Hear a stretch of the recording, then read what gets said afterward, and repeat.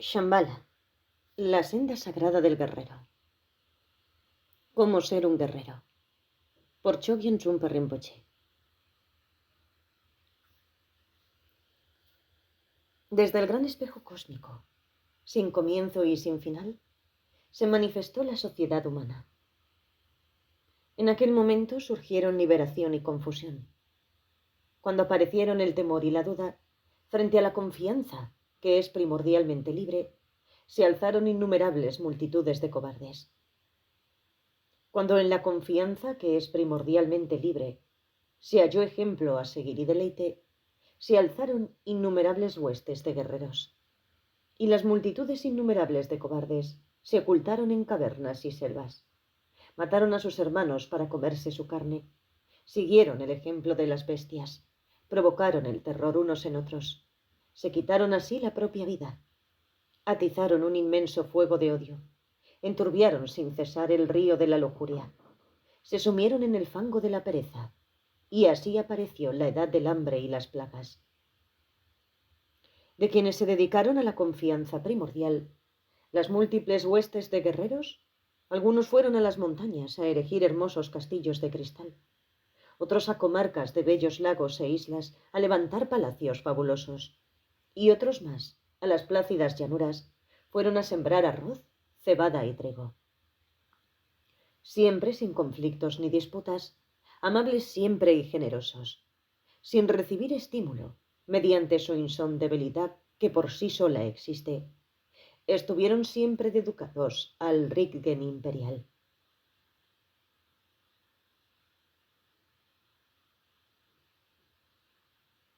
Crear una sociedad iluminada.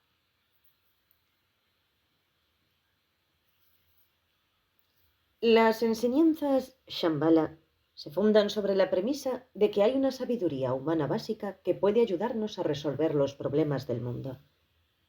Esta sabiduría no es propia de ninguna cultura o religión determinada. No viene solamente de Oriente ni de Occidente. Es más bien una tradición de los seres humanos en su condición de guerreros que ha existido en muchas culturas y en muchos momentos a lo largo de la historia. En el Tíbet, lo mismo que en muchos otros países asiáticos, circulan historias sobre un reino legendario que fue fuente de conocimientos y de cultura para las actuales sociedades asiáticas. De acuerdo con las leyendas, era un lugar de paz y prosperidad, regido por gobernantes prudentes y compasivos.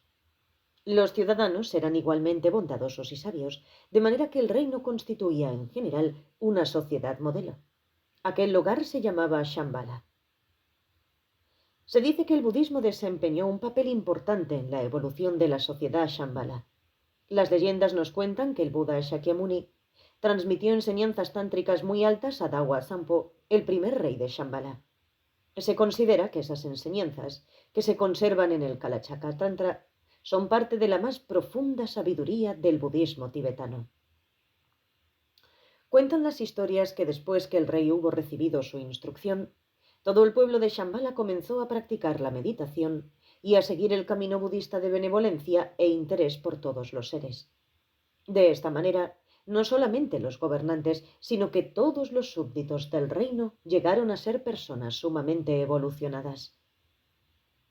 Entre los tibetanos existe la creencia popular de que aún es posible llegar al reino de Shambhala, oculto en algún valle remoto en un rincón de los Himalayas. Hay también cierto número de textos budistas que dan instrucciones detalladas pero oscuras sobre cómo llegar a Shambhala, pero las opiniones discrepan en lo que se refiere a si tales instrucciones se deben entender en un sentido real o metafórico. Hay también muchos textos que ofrecen minuciosas descripciones del reino. Por ejemplo, según el gran comentario sobre el Kalachakra de Mipam, el renombrado maestro budista del siglo XIX, Shambhala se encuentra al norte del río Sita, y el país lo dividen 8 cadenas de montañas. El palacio de los Ridgens, los gobernantes imperiales de Shambhala, está construido en lo alto de una montaña circular en el centro del país. Según nos cuenta Mipam, la montaña se llama Kailasha. El palacio de Kalapa, abarca muchos kilómetros cuadrados. Frente a él hacia el sur, hay un hermoso parque llamado Malaya.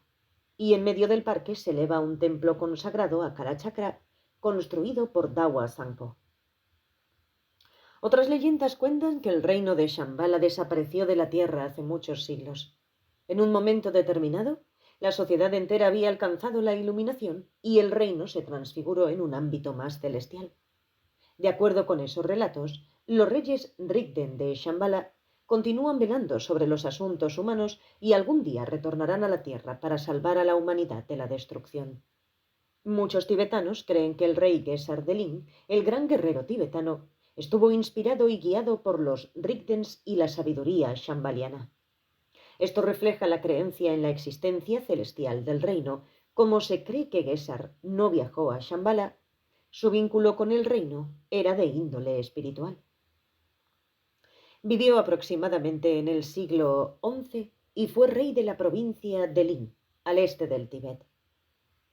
Al término de su reinado, los relatos y leyendas sobre sus logros en cuanto guerrero y gobernante se difundieron por todo el Tíbet y terminaron por ser la epopeya más importante de la literatura tibetana.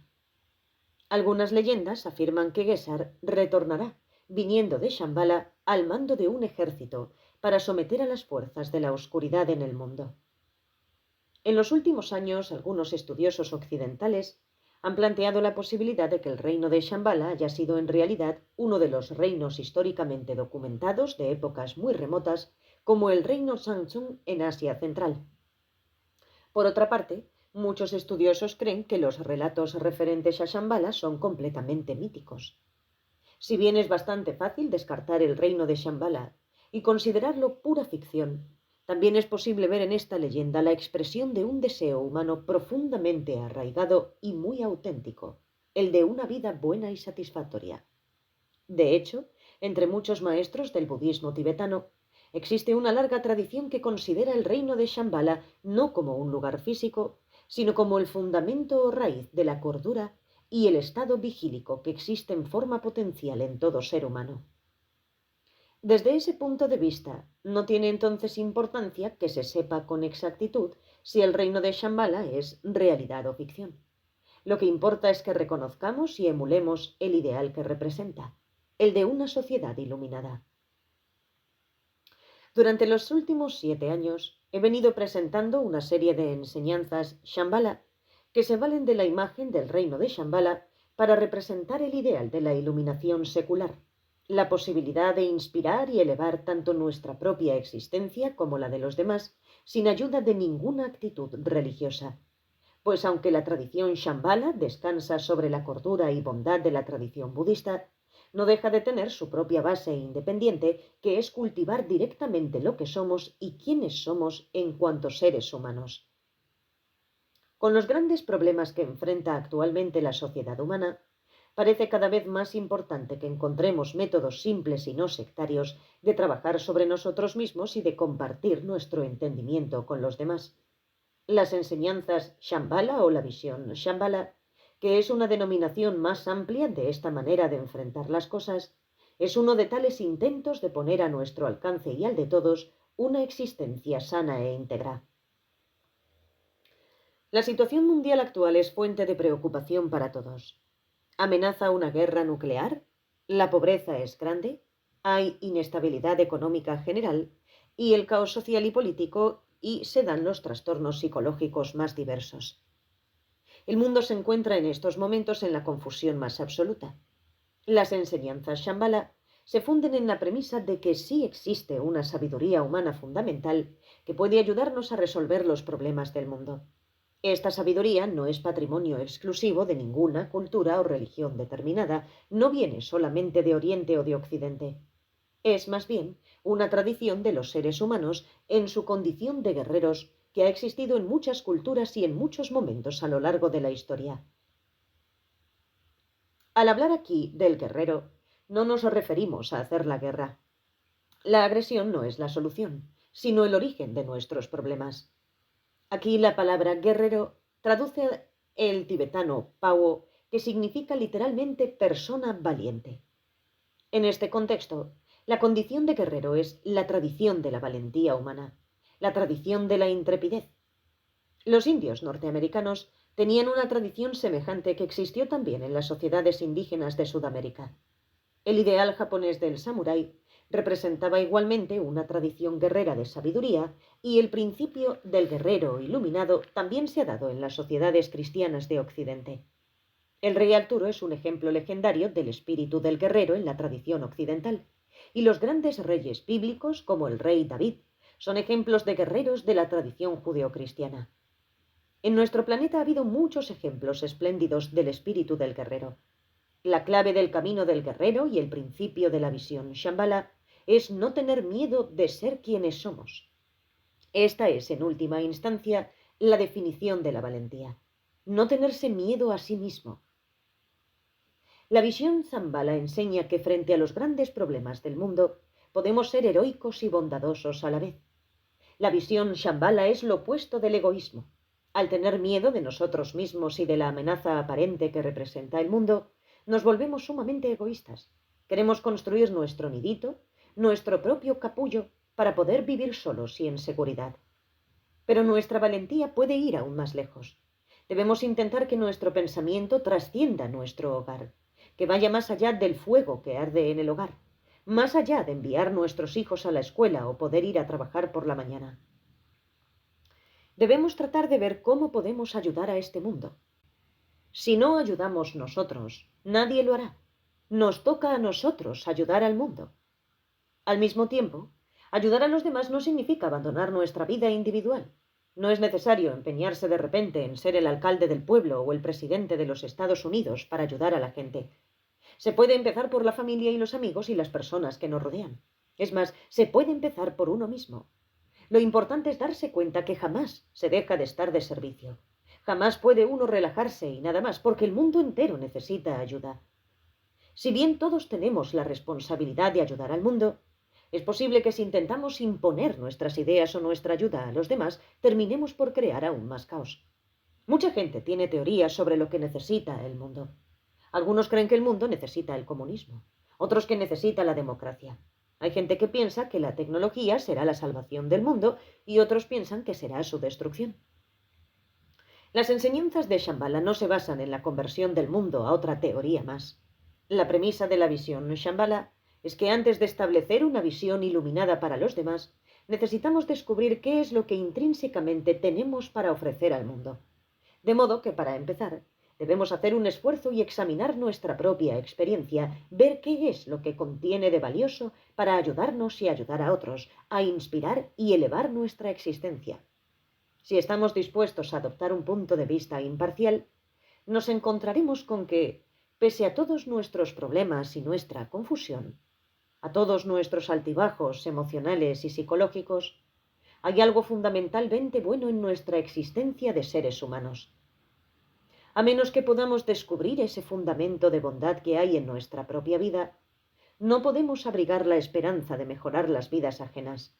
Si no somos más que seres desdichados y miserables, ¿cómo es posible que imaginemos siquiera, y con mayor razón, que llevemos a la práctica una sociedad iluminada?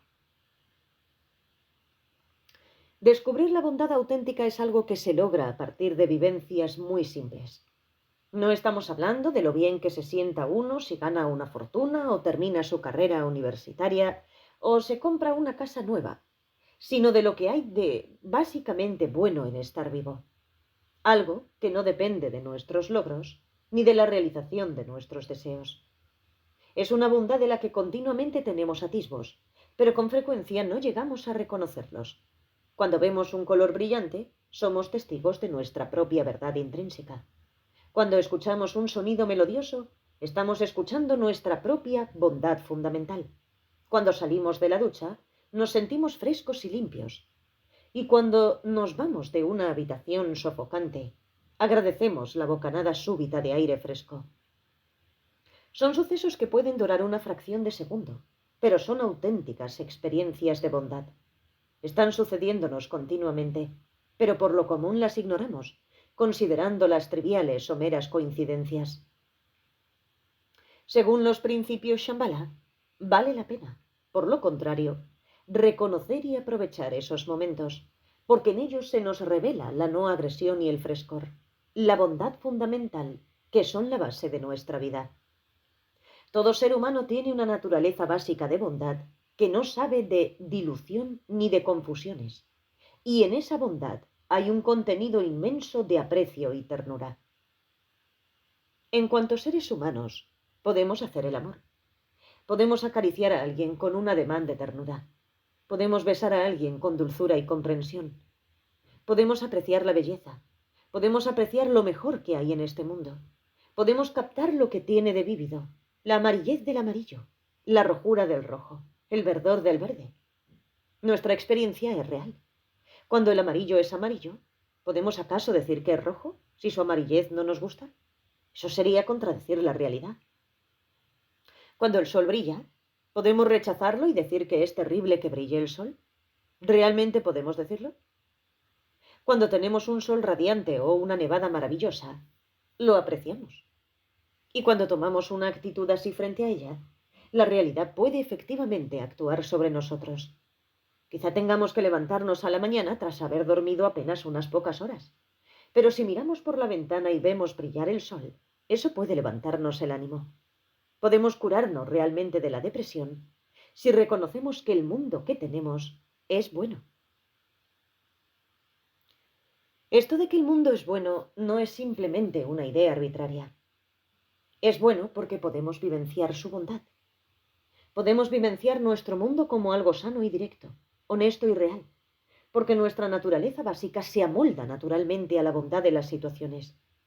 El potencial humano de inteligencia y dignidad armoniza con la vivencia del brillo de un radiante cielo azul, del frescor de los campos verdes y la belleza de los árboles y las montañas. Tenemos un vínculo efectivo con la realidad, que es capaz de despertarnos y hacernos sentir que somos básica y fundamentalmente buenos. La visión Shambhala es conectarnos con nuestra capacidad de despertar y reconocer que esa bondad es algo que puede acontecernos y más aún, que es algo que ya está aconteciendo.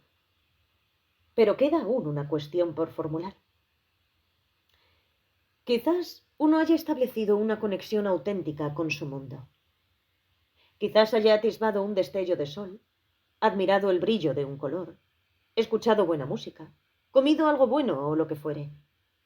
Pero, ¿qué relación tienen aquellos atisbos de bondad con la experiencia actual? Por una parte, uno podría querer agarrar esa bondad que está en nosotros mismos y en el mundo fenomenal. Entonces se afanaría y correría de un lado a otro tratando de encontrar la manera de apoderarse de ella. A un nivel aún más burdo, uno podría preguntarse, ¿cuánto cuesta conseguirla? Esa experiencia fue tan fuerte que quiero poseerla. El problema básico de esa manera de ver las cosas es que uno nunca llega a estar satisfecho, aunque consiga lo que quiera, porque todavía sigue codiciando con la misma vehemencia. Basta pasearse por la Quinta Avenida de Nueva York para ver esa forma de desesperación. Por un lado, se puede decir que la gente que va de compras por esa calle tiene buen gusto y por consiguiente que tiene posibilidades de poner en práctica la dignidad humana. Pero por otro, es como si estuvieran cubiertos de espinas. Quieren tener más, más, más, más cada vez. Están también los que intentan aproximarse a la bondad mediante la entrega o la humillación. Alguien nos dice que puede hacernos felices si consagramos nuestra vida a la causa que nos propone. Si creemos que esa persona tiene la bondad que buscamos, para ponernos en contacto con ella, nos afeitaremos la cabeza, vestiremos una túnica, nos arrastraremos por el suelo o comeremos con las manos. Estamos dispuestos a vender nuestra dignidad y a convertirnos en esclavos. Estas dos situaciones son intentos de recuperar algo que es bueno, algo que es real. Si uno es rico, está dispuesto a gastar en ello muchísimo dinero. Si es pobre, está dispuesto a empeñar su vida. Pero en ambas actitudes hay algo que anda mal. El problema es que cuando empezamos a darnos cuenta del potencial de bondad que hay en nosotros mismos, es frecuente que nos tomemos demasiado en serio nuestro descubrimiento. Tanto lo necesitamos que somos capaces de matar o de morir por eso que es bueno. Lo que nos falta es el sentido del humor. Humor en este contexto no se refiere a contar chistes ni divertir a nadie, ni tampoco a criticar a otros y reírse de ellos. Un auténtico sentido del humor es un contacto suave. no andar a golpes con la realidad, sino apreciarla con mano liviana. La base de la visión Shambhala es el redescubrimiento de ese sentido del humor verdadero y perfecto, de esa ligereza de toque en la apreciación. Si nos miramos a nosotros mismos, si contemplamos nuestra mente y nuestras actividades, podemos recuperar el humor que hemos perdido en el curso de nuestra vida. Para empezar, tenemos que mirar nuestra realidad doméstica ordinaria, habitual. Nuestros cuchillos y tenedores, platos, teléfono, lavavajillas y toallas. Todas las cosas comunes y corrientes. No hay en ellas nada de místico ni de extraordinario. Pero si no nos relacionamos con las situaciones comunes de la vida diaria, si no examinamos nuestra vida mundana, jamás encontraremos humor ni dignidad, ni en última instancia, realidad alguna. La forma en que uno se peina, en que se viste, en que hace la loza. Todas estas actividades son una prolongación de nuestra cordura. Son una manera de conectarnos con la realidad. Un tenedor es un tenedor, por supuesto. Es simplemente un utensilio que sirve para comer. Pero al mismo tiempo, es posible que la prolongación de nuestra cordura y dignidad dependa de la forma en que uno usa el tenedor. Sencillamente, la visión shambhaliana es un intento de estimularlos a que entendamos cómo vivimos, cuál es nuestra relación con la vida cotidiana. Como seres humanos, estamos básicamente despiertos y podemos entender la realidad. No estamos esclavizados por nuestras vidas, somos libres. Ser libre, en este caso, significa simplemente que tenemos un cuerpo y una mente, y que podemos elevarnos e inspirarnos con el fin de trabajar con la realidad con dignidad y humor. Si empezamos a cobrar ánimos, encontraremos que el universo entero, incluyendo las estaciones, nevadas, hielo y fango, también cooperan poderosamente con nosotros. La vida es una situación festiva, pero no es algo que se burle de nosotros. Descubrimos que, después de todo, somos capaces de manejar nuestro mundo. Podemos hacernos cargo plena y adecuadamente de nuestro universo con inspiración. El descubrimiento de la bondad fundamental no es una experiencia particularmente religiosa. Más bien, es la comprensión de que podemos experimentar directamente la realidad y trabajar con ella. Trabajar con el mundo real en donde estamos. Experimentar la bondad fundamental de nuestra vida nos hace sentir que somos personas inteligentes y derechas y que el mundo no es una amenaza. Cuando sentimos que nuestras vidas son buenas y auténticas, no tenemos por qué engañarnos ni engañar a nadie. Podemos ver nuestros defectos sin sentirnos culpables ni inadecuados, y al mismo tiempo podemos ver nuestra capacidad de brindar la bondad a los demás.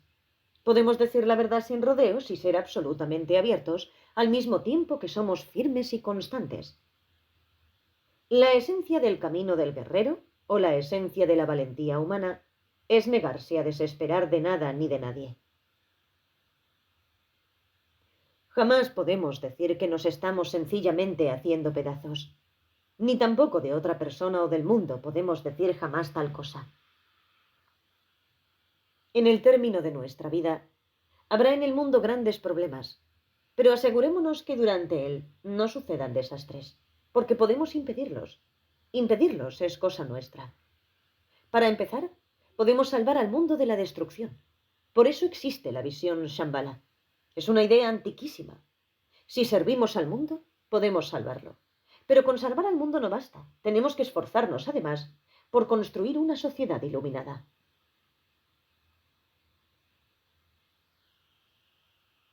Si queremos ayudar al mundo, tenemos que emprender un viaje nosotros mismos. No podemos limitarnos simplemente a especular o teorizar sobre nuestro destino. De manera que a cada uno de nosotros, individualmente, nos corresponde hallar el significado de una sociedad iluminada y la forma en que se la puede poner en práctica. Abrigo la esperanza de que esta presentación del camino del guerrero Shambhala pueda contribuir al amanecer de este descubrimiento. Gracias por escuchar.